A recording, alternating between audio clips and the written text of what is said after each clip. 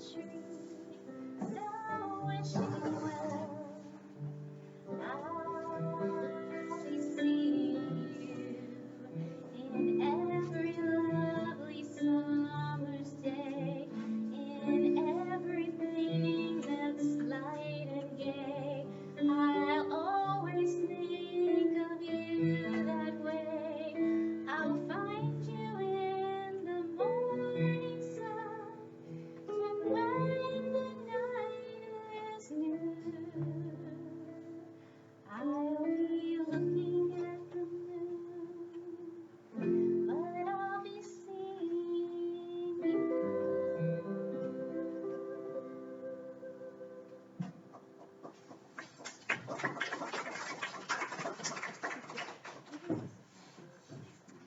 Sorry.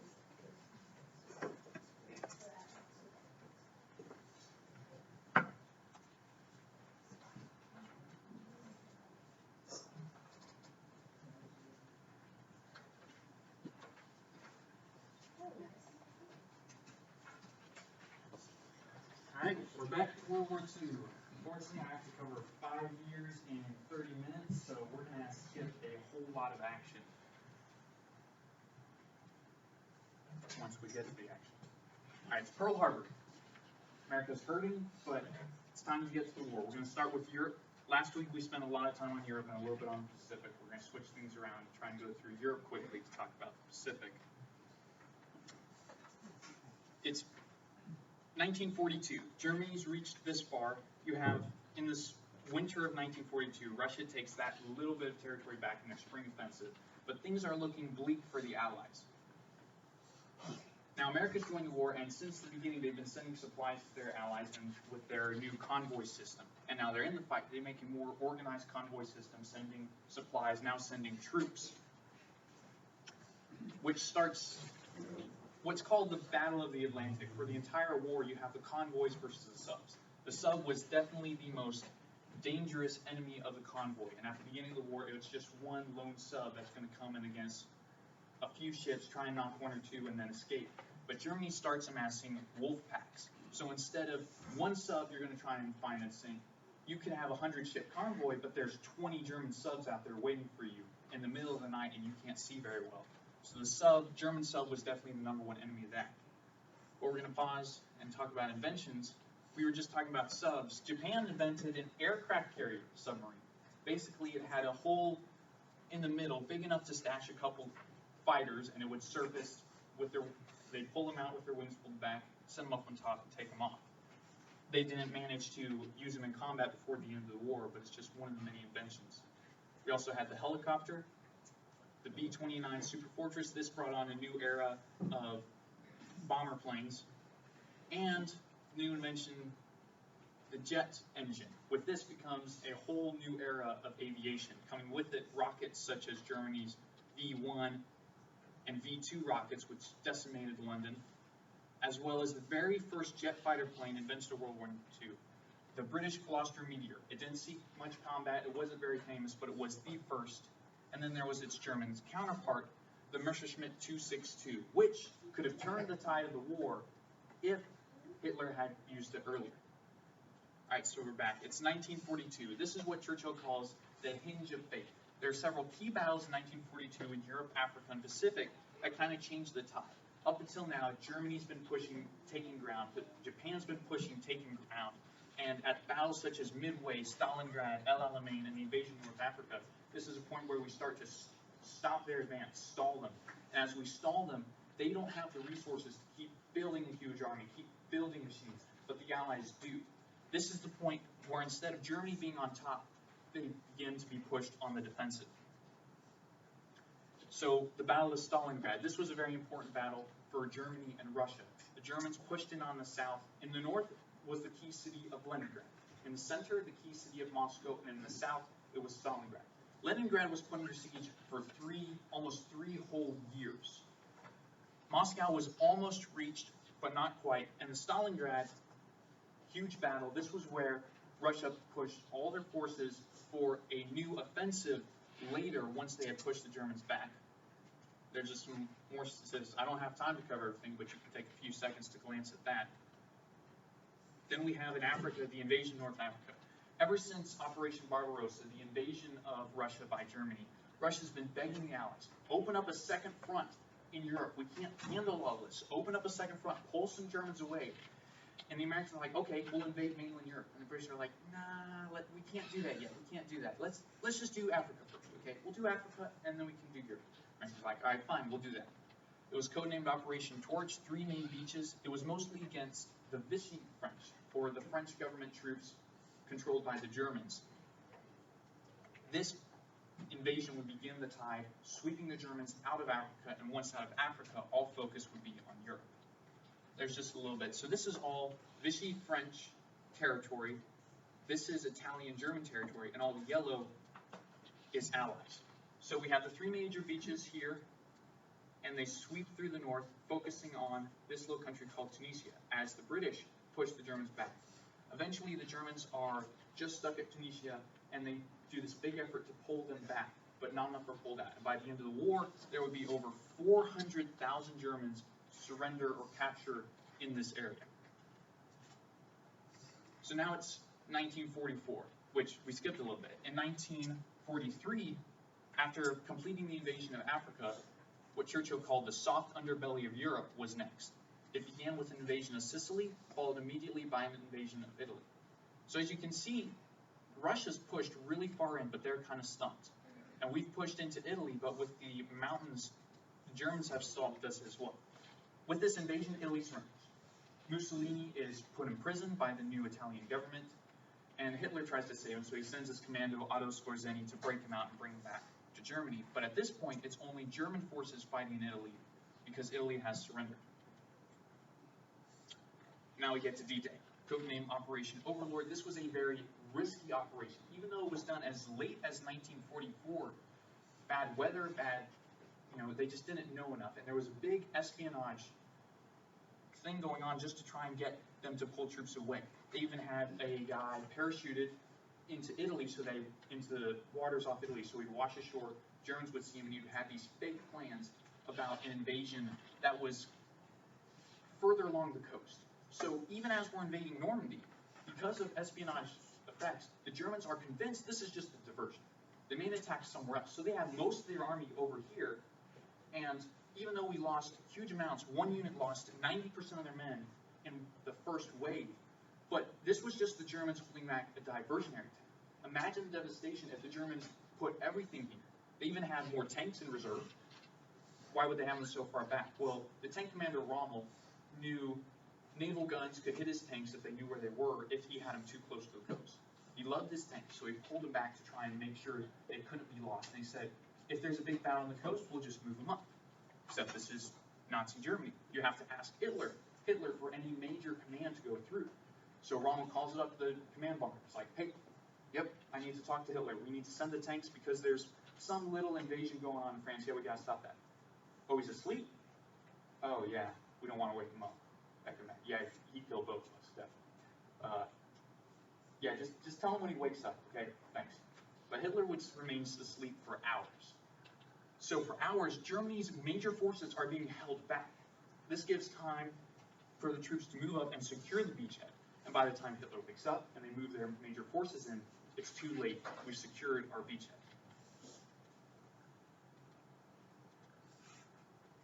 Just a little bit of cool facts about the overall numbers, the air units, the naval units, and the mobile units put in at D-Day. It was a huge effort, but this was a roll of the dice. If this failed, the Allies couldn't recover for years. The war would keep going on. We might not even win the war. This was the Allies' roll of the dice. If we win, it could mean victory in a year, which it did. But if we lost, that could be everything. And of course, the paratroopers was vital. The paratroopers were sent out at midnight, 6 hours ahead of the invasion force. They were to get key cities and roads slightly ahead of the beachheads, so that when German reinforcements did come, here's the beach, the Germans are coming, and all of a sudden they have to take on the paratroopers. And if the paratroopers can hold them off long enough, then the guys at the beach can break through, help them out, and push on. They did, it worked, it was great. Also, another little fact, these look interesting. Bright stripes paint on the side. Those were called invasion stripes. With such a huge operation and thousands of Allied aircraft, they put invasion stripes on every Allied point. Because in such a huge operation, I see another plane coming. There's thousands of planes. Is it friend or foe? How do I know? With these invasion strike, you can know in 2 seconds friend or foe and whether to continue on your mission or shoot the enemy down. Ah yes, we're talking about paratroopers. Let's take a moment. That's all the main campaigns paratroopers fought. They were essential. They were the commandos. They were best because they were trained to be surrounded and continue fighting. They would prove essential in D-Day, Battle of the Bulge, and other operations. But paratroopers were essentially an invention of World War II, excuse me. They didn't have any paratroopers. They barely had parachutes in World War I.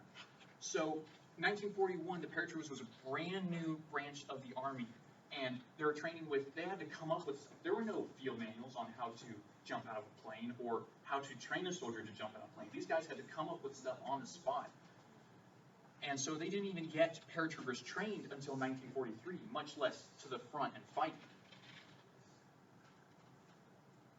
Next major battle was the Battle of the Bulge, December 44 to January 45. This was Hitler's last gamble. The Allies were pushing in from the west. Russia was pushing in from the east. He knew he was pretty much going to lose, so he puts in one more gamble. His plan was to push through the west, break to the Allies. If he could do enough damage, force the Allies to surrender, and then maybe pull everything from the west to Russia and hopefully defeat them. This is a big gamble. It didn't work. We were able to push him back. You see this little... We're not there yet. This little encirclement down here at Bastogne, that was, they put in the 101st Airborne there to control that key city, held the Germans down forever. Very good story. The next big battle, right before the end of the war, the Battle of Berlin. At this point, it's just a race to get to Germany, because we're going there. I mean, here's a map. That's not there yet. A map of the conquest. You can see we're going to skip some stuff in the south. We're going to skip a couple places in the north, because the focus is on Germany. Reach Germany, we get Germany to surrender. We get Germany to surrender, who cares about the other stuff they surrender to? But Russia manages to reach Berlin first, because it's in East Germany. And it's this huge battle. This is their capital. They're fighting to the death. Hitler's in a bunker underground, waiting, hoping, trying to pull armies from the west to fight off the Russians to no avail. Tremendous battle. It's 260,000 casualties on the Russian side, 312,000 on the German, with 480 captured. It's a huge battle. These are huge battles of World War II. We don't have these huge battles anymore just because of the technology and the range. You don't need that many men. But we have millions of men fighting. But after the Battle of Berlin, which ended May 2nd, in May 7th, the rest of the Germans surrender. And May 8th becomes Victory in Europe Day. So everybody's celebrating. In the capitals, Moscow, London, Paris, we have all our troops come home. Everybody's celebrating a huge party in New York. And then we are shipping off guys to the Pacific, because Japan hasn't surrendered yet. Like, but we haven't talked about the Pacific at all. You're right. So now it's time to talk about the war in the Pacific. It's Pearl Harbor. And with Pearl Harbor, Japan makes all these other attacks at the same time, taking Guam, Wake, the Philippines, attacking bases in Indonesia, Singapore, and China. It's this huge operation. This is their blitzkrieg, except instead of rushing across land, it's rushing through the sea, taking important islands, and defeating the enemy navy.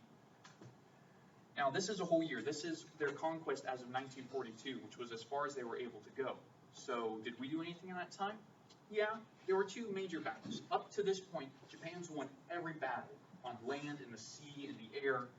So first, the president says, okay, we need to strike Japan like they struck us up. So a sub-captain comes up with the idea. We'll put Army bombers on a Navy carrier, send them out, bomb Japan, and then land in friendly China. Great idea. It's unheard of before. The first time the Army and Navy even cooperated on a scale this big. But it took weeks to train them because it's almost impossible to launch an Army bomber from a carrier. The guys didn't even, the sailors, were taking bets on if they would survive or not. And no one really believed it could be done until Doolittle flew the first plane off and proved to everyone that it could be done. But trouble struck. They're supposed to be 400 miles from Japan when they launch. They're 600 miles out. They see a Jap destroyer. Instantly shoot it dead. But the Jap destroyer let all the other Navy know, hey, the Americans are coming. Send out the fleet. The admiral looks at his two carriers he has, and he knows if these are lost, U.S. only has 2 left in the entire Pacific, miles and miles of ocean. So he's like, I'm sorry guys, I can't lose the carrier, you have to launch now. But to launch now, they couldn't land in friendly China. Because you see Japan here, and then there's all this red they have to fly through first.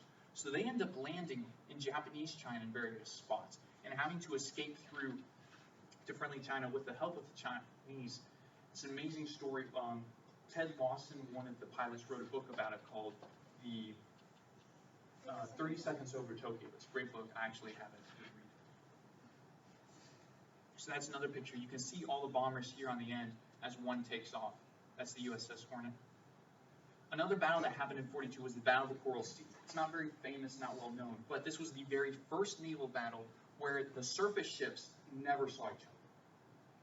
They were so far apart, they were just sending planes to attack each other, and they never got within sight. And this was when it became clear that naval war would soon be dominated entirely by air power rather than before it was all about the battleships. So now it's 1942. Japan's made all this push. They haven't gone very far north because Russia's there. In a war last decade, Japan and Russia fought. Japan actually won. So Russia's like, you're fighting my allies, but I don't want to fight. Japan says, fine by me. So they've gone as far north as they can. They've pushed west pretty good into China, but they're kind of stymied. So then they push south. And they've gone really far. They've almost reached Australia, but they're stymied again. So they're like, all right, we're pushing east. Hawaii's the big island between us and the U.S. But between Hawaii and us is this little island called Midway.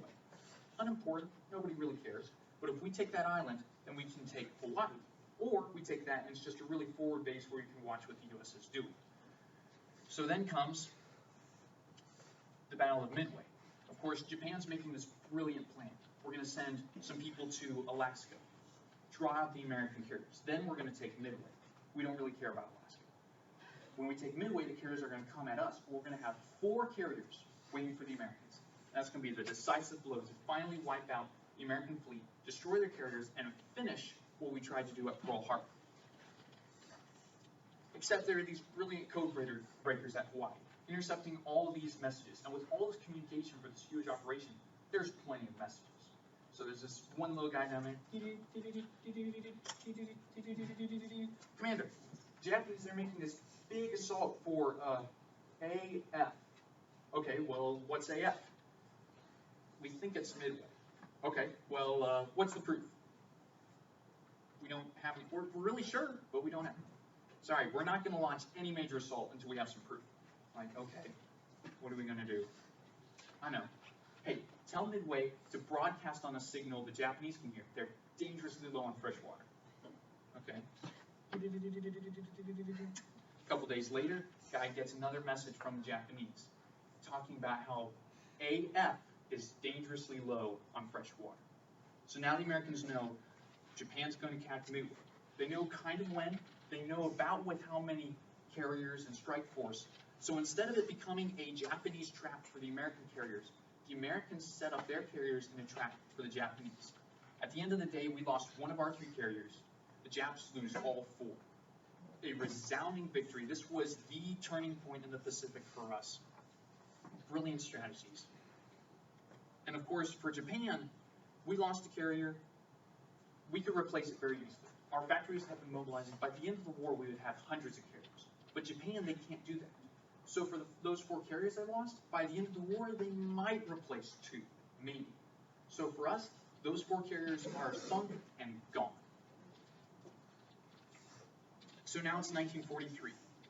We pushed them back at Midway, and so now Japan's on the defensive, or at least we're preparing to put them on the defensive.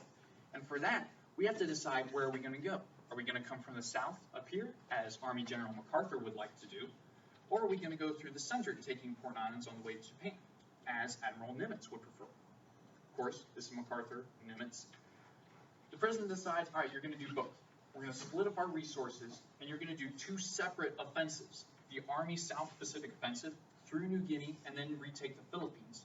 And the Central Pacific Offensive with Admiral Nimitz, doing what's known as island hopping, very famous throughout the Pacific. Basically, with all these islands, and with air power so important, you go forward, take an island, put your planes there to help you in future campaigns. consistently doing that. If an island has too many troops and isn't really important, skip it. Nobody cares. Just surround it, neutralize it, make sure it's not a threat, and keep moving on. So now it is 1945. We've taken all the important islands, and all that's left is Japanese-controlled China and the Japanese home islands. By the home islands, I mean Japanese territory. Like, there were some islands we had, like Wake and Guam, but then there were some islands we had, like Hawaii, that was U.S. territory. For Japan, we're down to their last main islands. These are the numbers of Iwo Jima. In 1945, we invade Iwo Jima with about 110,000 troops, 2,600 casualties, 26,000 casualties, 10,000 dead. Huge battle. This was finally it. With taking Iwo Jima, we had new bases.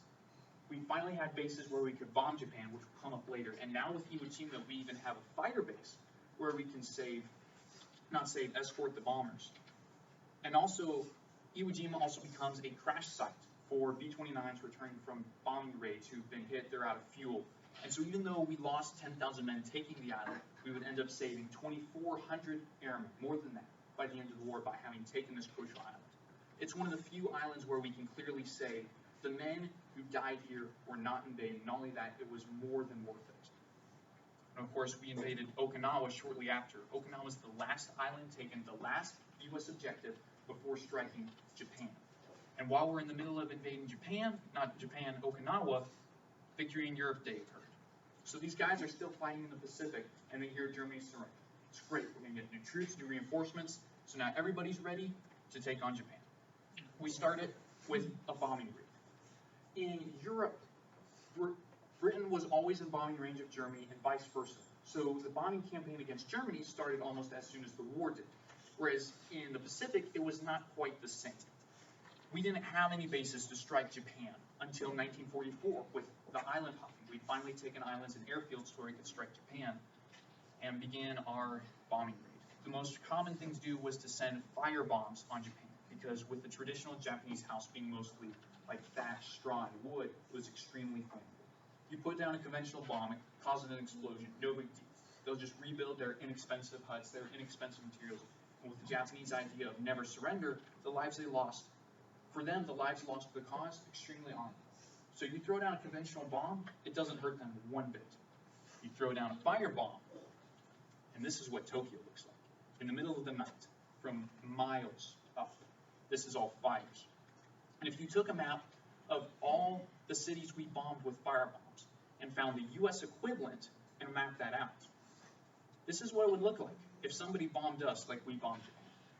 Now the size of the circle, that's the percentage of the population we wiped out. And you may think, oh, well, remember the atomic bombs. So one of these big circles, actually both those have to be the atomic bombs, right? Well, Hiroshima and Nagasaki, I couldn't find Hiroshima. Nagasaki is this little tiny circle here. So people think of the atomic bombs as this huge big deal, but in comparison to all the other stuff we've done and all the stuff Japan and the other countries have done, it wasn't that big. It was just the idea of a huge explosion wiping people out with a single bomb. And of course, the atomic bombs. A lot of people are talking about the atomic bombs were horrible, we should never have done that, it was such a terrible solution. Couldn't we have found anything else? Really? The atomic bombs are one of the best, if not the best, solution available to the president at the time. With the Japanese philosophy of never surrender, you get ready to take an island so small, an unworthy piece of sand, you can't even find it named on a map.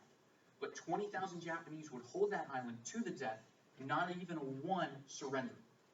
It was so dishonorable, so unworthy to surrender. You would disgrace your family name, disgrace yourself, disgrace your emperor, and it was such a shame culture in Japan, it was just unthinkable to surrender. In Iwo Jima, of 20,000 men who were there, only 216 were captured. Most of them because they're unconscious or dazed. So not even all of those were willing to be captured or surrender. And people are like, oh, we should have invaded Japan. Okay, they actually came up with an invasion plan. It's not very well known because obviously we didn't go through with it. But all the generals got together and they prepared for the conventional invasion. We invaded Germany to take them out. We invaded Italy to take them out. We'll invade Japan to take them out. But after all the statistics and putting stuff together, the president's like, what you got? It's like, all right, here's all the troops, here's what we're going to put in, here's all the ships and planes and tanks we need. It's like, okay, so how many men are we going to lose? Well, sir, 1 million casualties. 1 million. We didn't have 1 million casualties up to this point in the war at all. So by invading Japan, we would have more than doubled the loss of human life in the war. Like, well, how in the world that many men? There probably aren't even that many people on the island. Well, it's Japan, so there definitely were that many people on the island. But if I was a German soldier, U.S. soldier, coming through Germany, okay, so I'm walking through, and the German equivalent of the Campbell family walks out of the house. I'm not worried about it. They're just normal German citizens. None of them are even guys old enough to possibly be in the military, so I'm not going to worry about it. I'm here to fight the German war machine, not the German people, and they're not a threat, so I lead them by, maybe give them, I don't know, a little food or something, say hi, and then bye, and we're off to take Germany. But in Japan, if I, supposedly was one of the troops invading Japan, and the Japanese family equivalent of the Campbells comes out of the hut, I'm running for cover, because every single one of them, from Moses or even Bree up to Berea, has been trained and indoctrinated that they will never surrender. Every single one of them is going to fight me to the death to defend their home. If 20,000 soldiers would defend this worthless, unnamed, unfindable speck of sand in the Pacific, are they going to surrender when we invade their home, their island, prepare to take on their emperor, their god?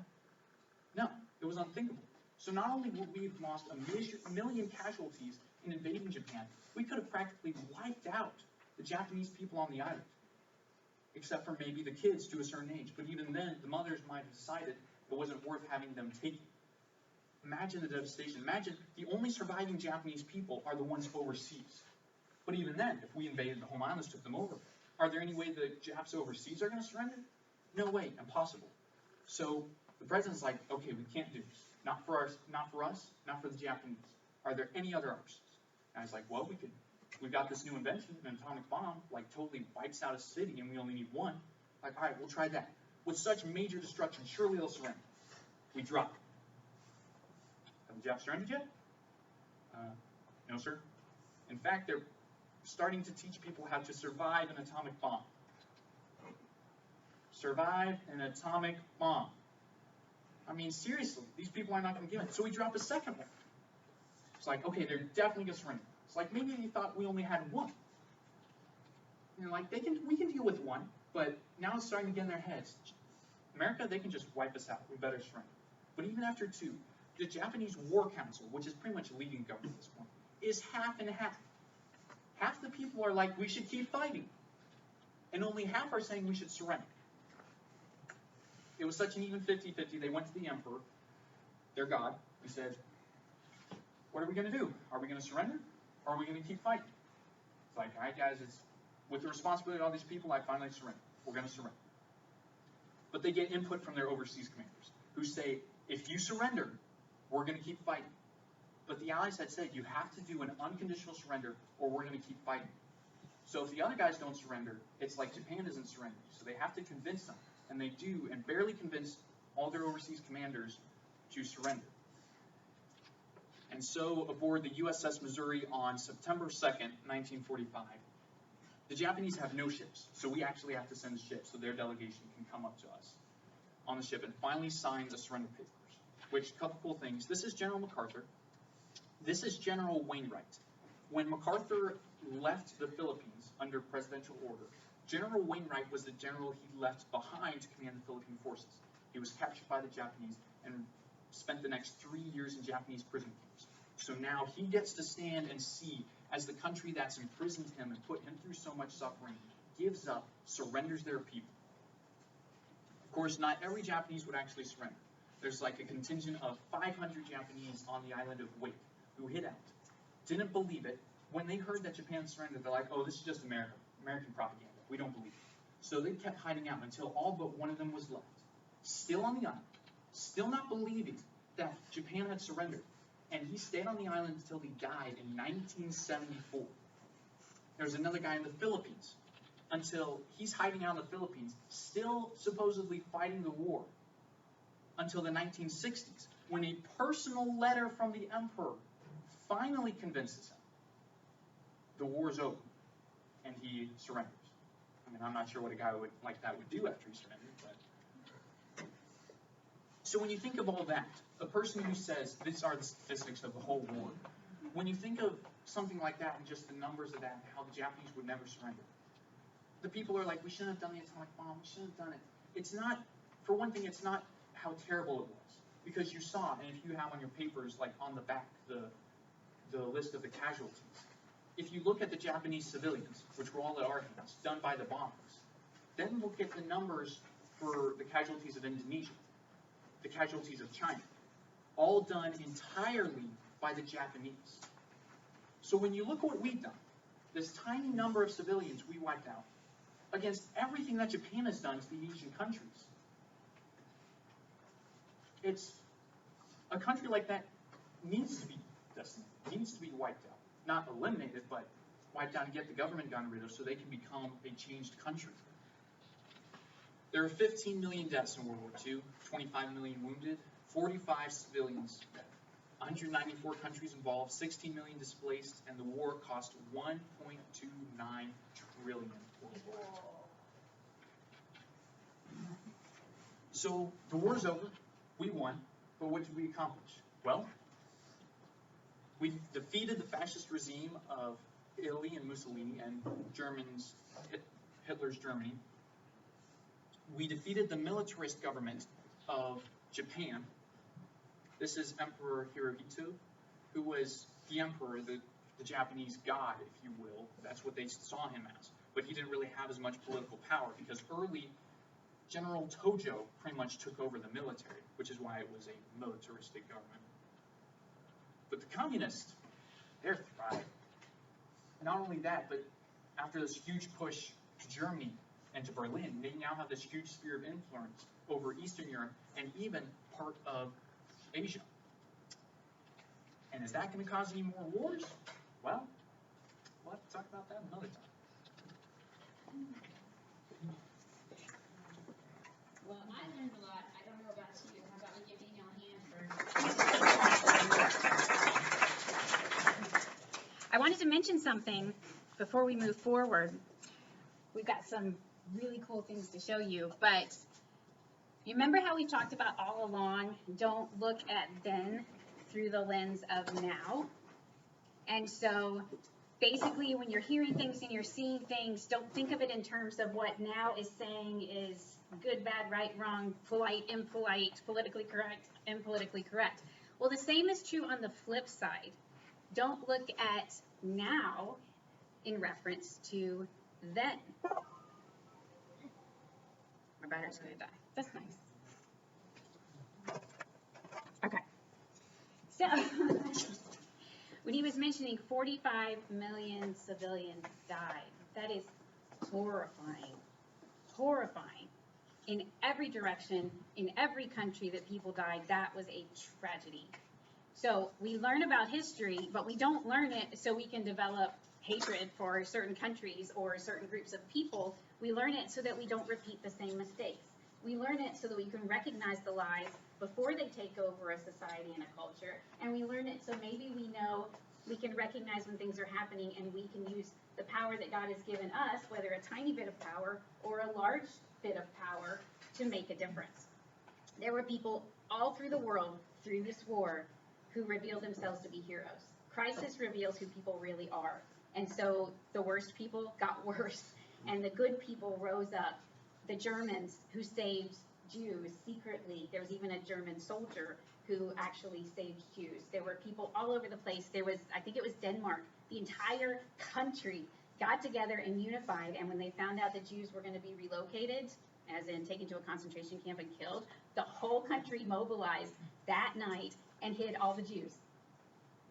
Like, seriously, thousands of them all at once. When the German soldiers went out to find everybody, they could only find a few old ones, pretty much. There's a movie about it called Miracle at Midnight. You should watch it. It's fabulous.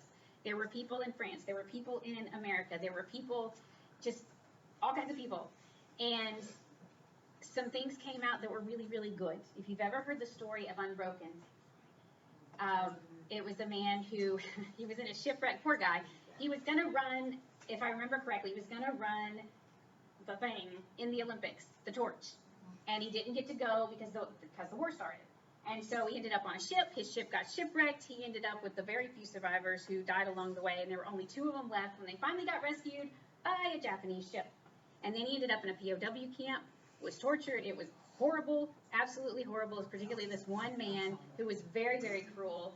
And eventually he got through it. He refused to have his spirit broken, and the war ended, and he was able to be free. And there's a movie about it. It's fantastic because at the very, very end, it shows him as a very old man getting to run the torch at the Olympics. Finally, he got his dream. It was really, really sweet. What the movie didn't show is the aftermath. A lot of people are like, okay, the war's over. Let's get back to normal. Let's move on. Let's have a lot of fun. That doesn't work for somebody who's been through something like that. And as you can see, with 45 million civilians dead, so many million soldiers dead, there were a lot of people that couldn't just be like, oh, that's nice. Let's go get a cup of coffee and celebrate. This was a hard thing. This was something the world had never been through before. This man in particular, there's a sequel to that movie. He had terrible PTSD, terrible, horrifying, and he ended up becoming an alcoholic. He was destroying his life.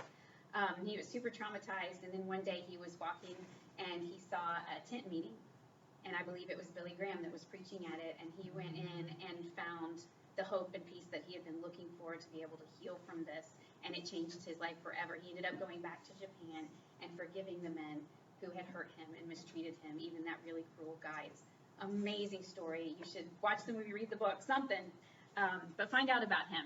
So my point being that a lot of the prejudice in the world, a lot of the hatred, a lot of the grudge happens because people are looking at now in reference to then. These people did this, and therefore we hate these people, or these people did this, and we hate these people, or even now with cancel culture, we did this, and so we hate ourselves.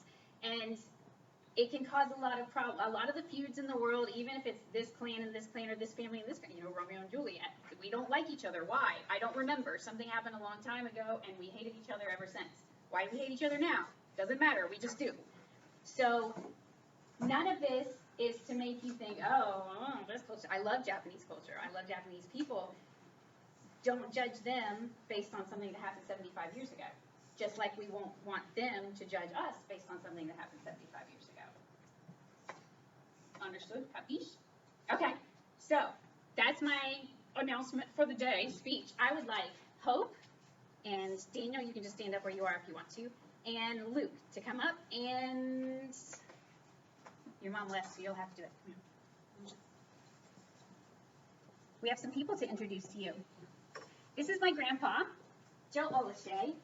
He was in the Navy. He was on the boat on the ship from Hawaii to the Pacific when they found out that the mob had gone off, and the people in charge probably realized, okay, this is probably the end, and so they turned the boat around and they went back home. And that's his experience in the war. This is my great-grandpa Victim. He was a Marine in the Philippines when they were retaking it and fought in the Leyte campaign. But he came back to Pearl Harbor and he was actually training for the supposed invasion of Japan. When they dropped the bombs and Japan surrendered, and called it off. This is Your grandpa. my great-grandpa, who was a truck driver in France. He would bring fuel to the tanks or ammunition for the tanks and the soldiers. He served with General Patton's 3rd Army. Drove staff cars for Patton and other high-ranking officers. And because he never got lost, because he had a good sense of navigation.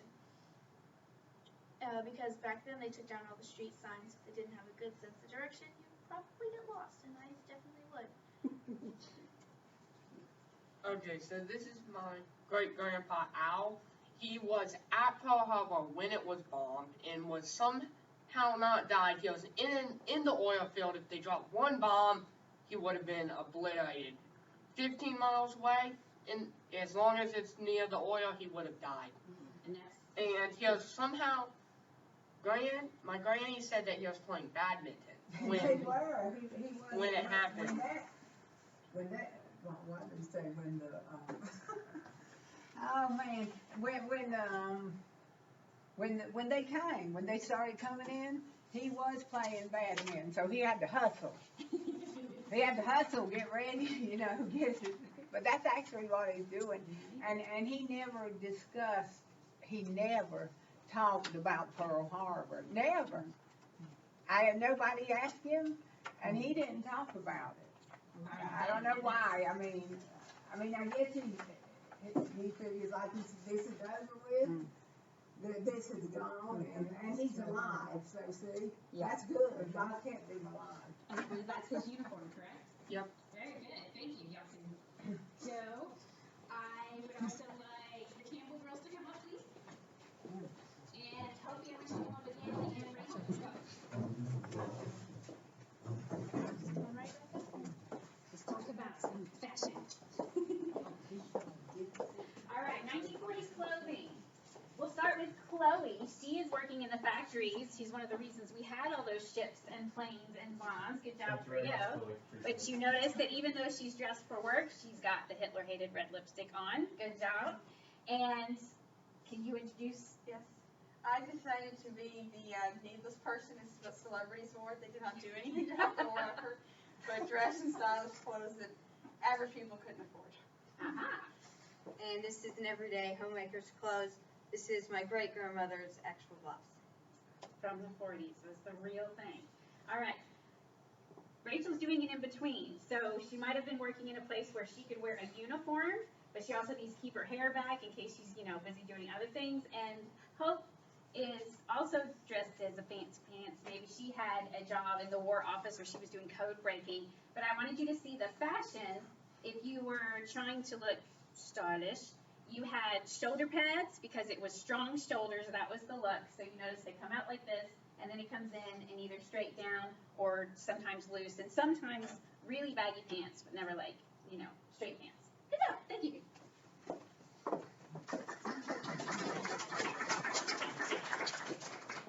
And the Campbells mentioned that their grandfather and I think 6 of his brothers all were in World War II as well.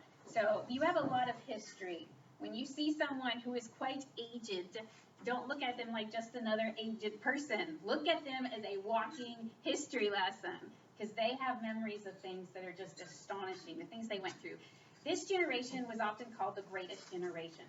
I think one of the reasons for that is, like you were saying, they went through these horrifying things, and they just had it in them that this is done. I'm going to move on. I'm not going to make a big deal out of myself. I'm not going to make a big deal about my emotions. In fact, they went a little too far. A lot of them never talked about it their whole lives, and they just pushed it down and didn't really deal with it, and sometimes that's not a good thing, but they were strong. They were such strong people. If you think about it, from what we studied, what had they lived through?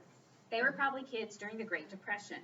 They knew what it was like to go without. They knew what it was like to have hard times, and they knew what it was like to just suck it up and keep going. Just keep going, keep going, keep going. Do your duty. That was a big, big theme of American culture right then, was do your duty. So everybody from the people in the gardens to the people in the factories to the people on the front, do your duty, do your duty. And when the war finished, it was like, okay, it's time to move on. But as it was mentioned, not everything was finished.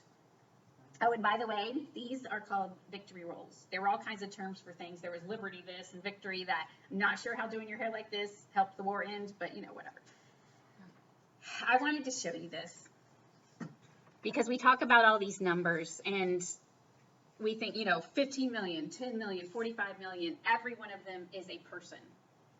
And a person somebody who loved. If you hear the poem Flanders Fields, I wish I had time to do it for you, these were people. And this is a picture of a soldier at the beginning of the war, and this is the picture of him at the end. This is 4 years. And Douglas MacArthur said, "The soldier above all others prays for peace, for it is the soldier who must suffer and bear the deepest wounds and scars of war." So we honor them. This is a group of soldiers on their way home. They were not having, the space thing. They didn't need to worry about that. They were on their way back. They were going back to their families. A lot of them were going back to kids they'd never met before and the life that they used to have. Now, it was a different world. They came home to wives who knew how to fix mechanics and do all this stuff. They came home to kids who had grown up a lot. They came home to a different philosophy in a lot of ways. But again, everybody's got this idea of duty. Do your duty, move on.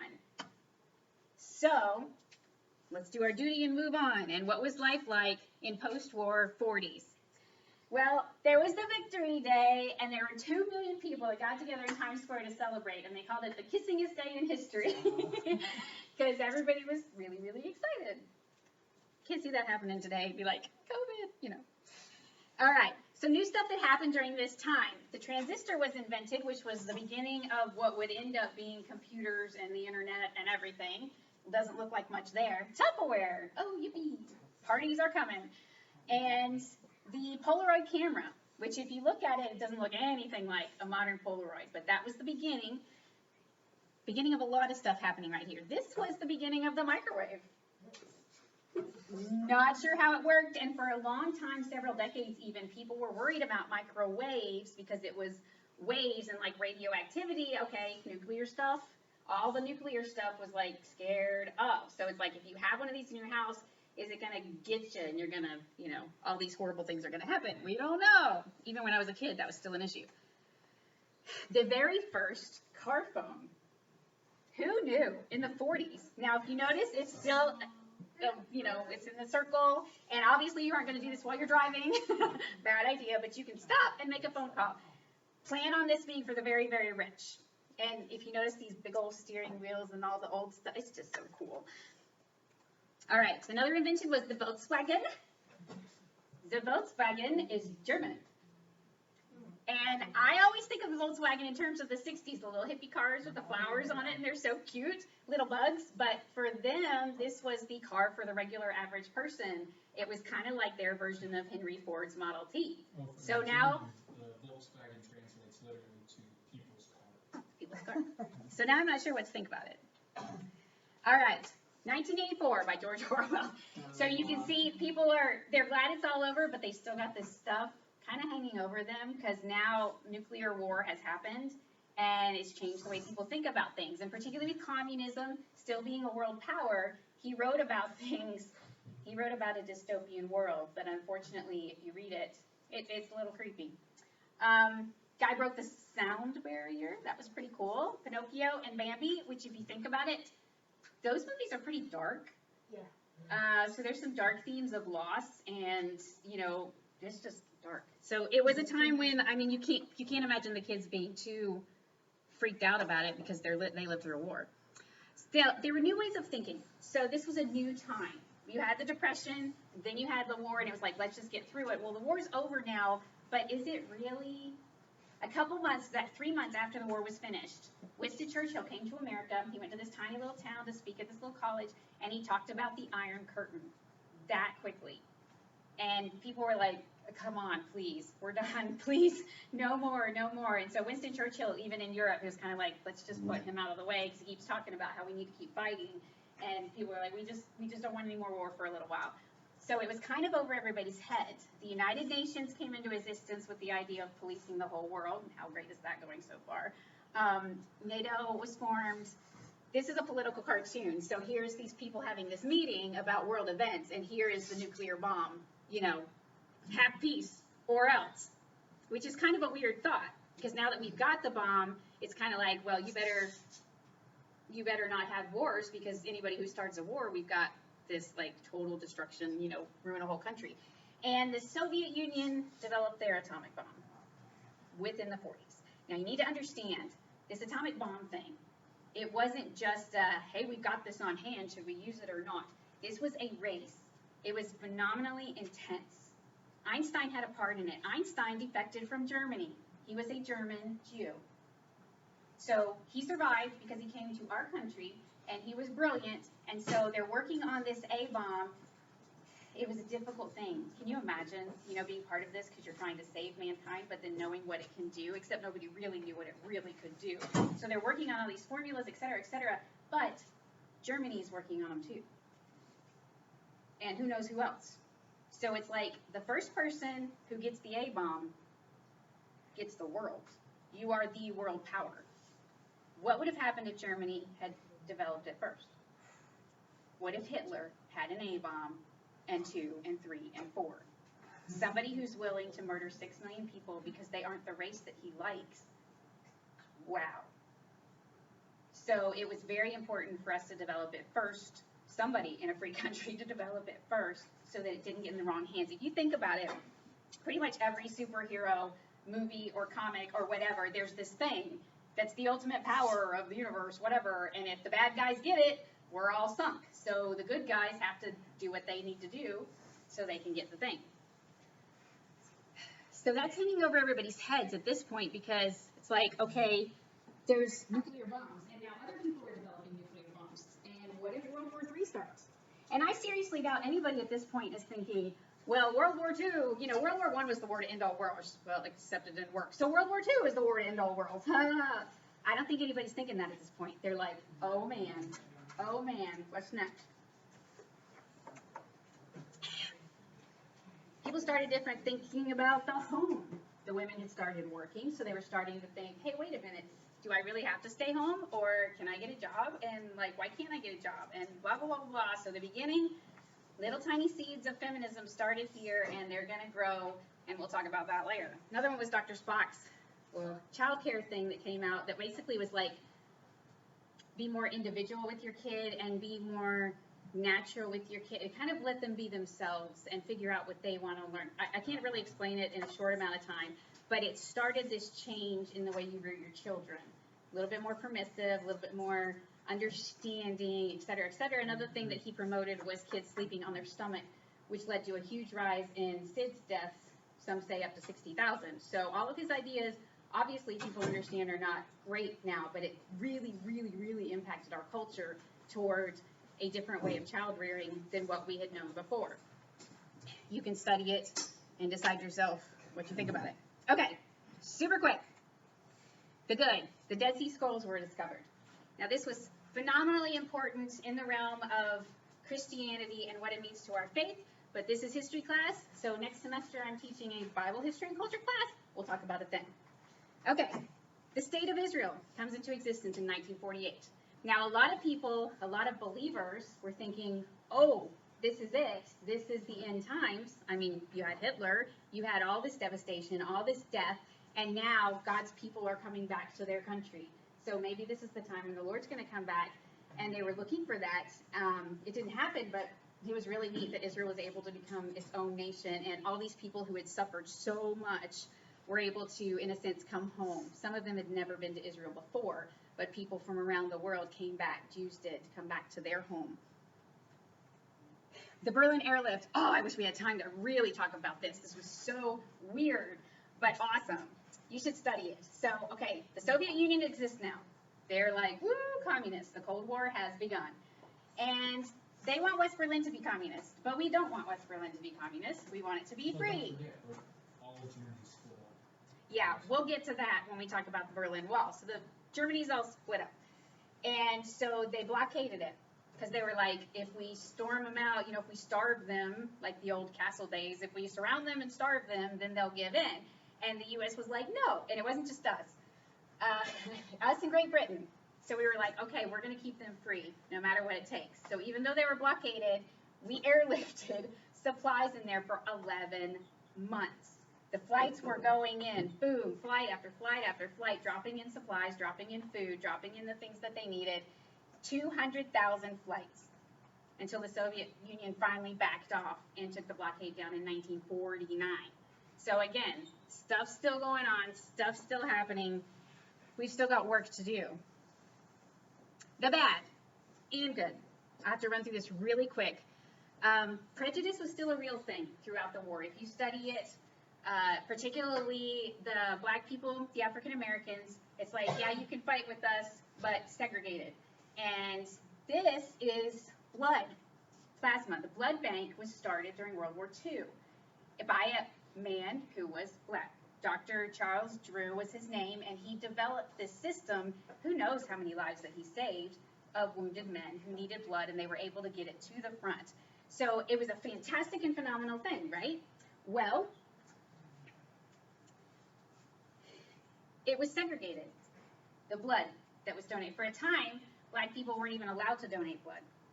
And then they allowed them to, but it was segregated so that black people would get black people blood and white people get white people blood. You see this poster talks about science has proven that there's no difference. it makes me sick even looking at this. So here's this man who was a black man who started this, and when he objected, after the war he went to work for the American Red Cross, and when he objected to this being segregated, he was relieved of his position. And then the president finally fixed it eventually, and he also wiped out the segregation in the army. So that, I think, was one of his shining moments of glory. Say, this is wrong and dumb, and let's not do it anymore. This is Marian Anderson. She is an amazing singer, and she was, where's my little words? Okay, I'll have to try and remember what I had to say. There was a group of ladies, influential ladies, that would not allow her to sing at a important Capitol building, something patriotic. I had it all on there. But Eleanor Roosevelt, who you really should study, because I wish we had time to talk about her and we don't, she was part of this group of ladies and she resigned. She was like, that's not right, not like it. So this is her. She did get to sing here at this point. But her life is also a very, very interesting one to study, along with Eleanor Roosevelt and a lot of other really amazing people, which is why your worksheet gives you the opportunity to pick anything you want about World War II and write about it. What's her name? I'm sorry, I didn't hear her. Marian Anderson.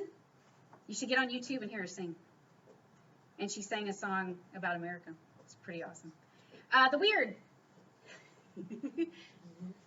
UFOs. This was the beginning of the supposed UFO sightings, and it started this big UFO craze. Thank you very much.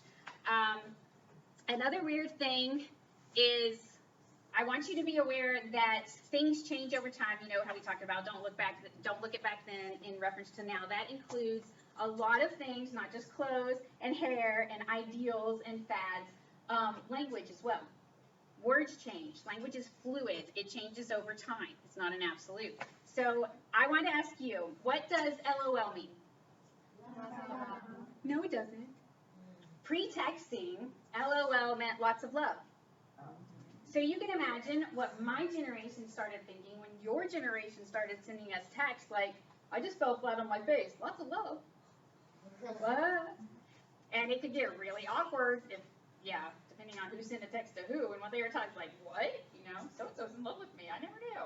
So language changes, and if you only stick with what now means, you're going to be really confused sometimes. So be aware, sometimes when you hear songs, when you read things from back then, and there's words that you're like, that doesn't make sense in that context, ask your mom, does this mean anything different? For example, in the song that I sang, in everything that's bright and gay. Gay meant happy, gay meant cheerful.